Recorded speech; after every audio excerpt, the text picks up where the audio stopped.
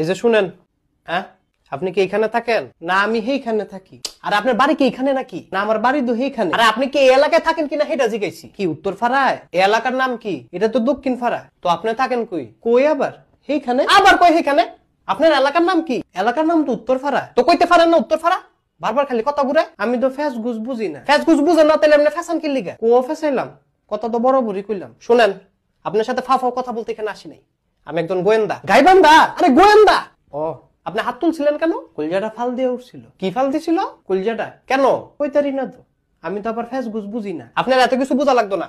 আপনারা যা জিজ্ঞেস করি তার উত্তর দেন। আচ্ছা আপনি জিজ্ঞেস করেন। গতকালকে আপনাদের এলাকায় একটা চুরি হয়েছে, এ ব্যাপারে জানেন কিছু? হ জানি।